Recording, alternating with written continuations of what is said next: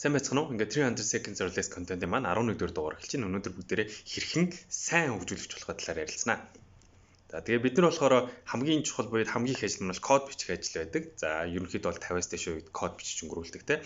Тэгээд энийгээ бид нар болохоор компьютер зориулж хийж гэж бодоод байдаг тийм үү? Компьютер л ажилдаг код бичих хэрэгтэй. Гэтэл хамгийн чухал нь хүнд зориулах хэрэгтэй байдаг. Багийнхаа гишүүн төслөө өөртөө ирээдүйг өөртөө зориулж бичдэг. Яагаад гэвэл бидний бичсэн кодыг угаасаа машин language буюу те цааш нь хувиргалт бол хийдэг. Гэхдээ тэр бичсэн кодыг бид нэр өөрсдөө дараа нь засах хэрэгцээтэй язлах хэрэгцээ гардаг учраас ер нь хүн ойлгохдоор бичих хэрэгтэй байдаг байгаа. За дараачих нь болохоор coding principles буюу зарчмууд байдаг. Ингэж бичих хэрэгтэй, тэгж бичих хэрэгтэй гэсэн зааврууд гэсэн үг. Тэрийг даах хэрэгтэй. Хамгийн энгийнээр бол kiss буюу энгийн байх хэрэгтэй.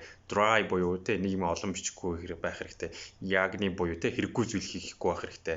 Boy Scout rule буюу нэг код руу орсон л бол өмнөхөөс нь илүү сайн болох хэрэгтэй. Мух болгож болохгүй те сайжруулах хэрэгтэй. Тэгээ solid гээ бас нэг үсэг болгоныг тусдаа утгатай нэг principle байгаа. Тэр бас нэлээд том гэсэн үг.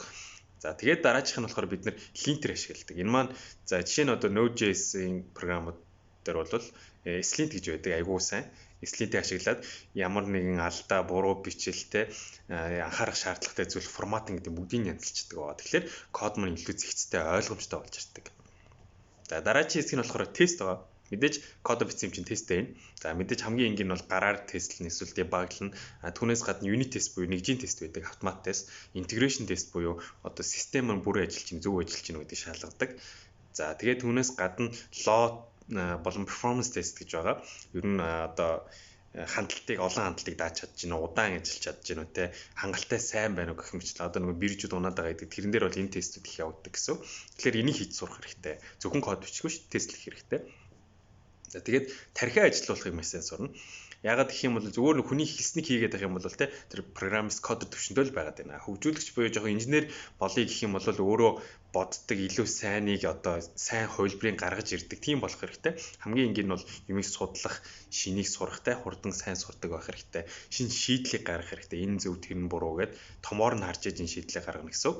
За тэгээд түүнээс гадна documentation буюу хүнд ойлгогдохоор юмудыг бичих хэрэгтэй. Энэ маань тим юм байна, энэ маань тим байна, ингэж ажилдаг гэдэг. Энийг хийж чадахгүй бол ерөөсөө маш муу юм хийж байна л гэсэн үг. Зөвхөн өөрөө ойлгодог юм хийгээд гэсэн үг. За тэгээд дахиад нэг юм нь болохоор бусадтай харилцах гэж байгаа. Энэ маань яадаг вэ гэхээр ганцаараа бүх юм хийдэггүй, ямар нэгэн байдлаар багаар ажиллаж л тарна. Тэгэхээр бусадтай харилцах хэрэгтэй. За ялангуяа шинээр эхэлж байгаа бол хүнээс асуух маш их одоо шаардлага гарна те юм асуух. Тэгэхээр дахин асуугаад авах гэнт бол нэгтгэж яагаад нэг дор асуух. Түүнээс гадна тодорхой цаг өгсөн бол те эхлээд тодорхой 25% ч юм өөрөө зарцуулаад оролдоод болохгүй бол асуух. Тэрнээс биш юм болгоныг асуугаад байх хэрэггүй.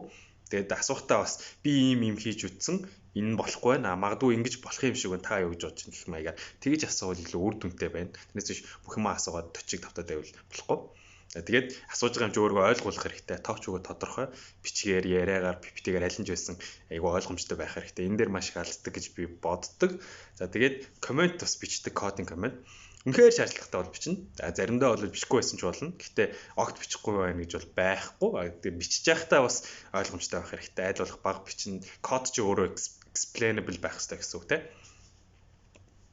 За тэгээ бонуст нь ер нь бол нэг noise cancel те нэг дуу ингээд чимээ тусгардаг тэнцвэртэй байх хэрэгтэй. Тэгээд ай сонсоход маш зүгээр. Их юм бол илүү сайн ажиллана. Төвлөрөө сайн ажилтдаг гэсэн. Deep work гэдээ бас яригддаг. Тэр номыг уншчиход зүгээр илүү сайн ажилтдаг байж л илүү дараачихаа шүтэн дэвшнэ гэсэн. За тэгээд өөртөө чаленж тавих хэрэгтэй. Хэн нэгний хүлээх биш. Би ингэмээр байна, би тэгмээр байна, ийм сурмаар байна гэд өөрийгөө урслаад явах хэрэгтэй. Тэрнээс хүний заавраар биш гэсэн. Тэгээд хамгийн сүүлийнх нь бол ерөөсөө бустай хуваалцах хэрэгтэй. Ийм сурчлаа. Та нар ч гэсэн энийг мэдээч ийм байд юм, ийм гоё юм байна гэх. Тэгэхгүй бүх юмыг өөртөө шингээгээд одоо хамгийн лагин болно гэсэн юм байхгүй. Бусдад гол нь заахтаа өөрөө илүүсэн сурдаг учраас хуваалцах хэрэгтэй шүү. За ингэ боллоо. Дараагийн дугаар уулзлаа. Баяр таа.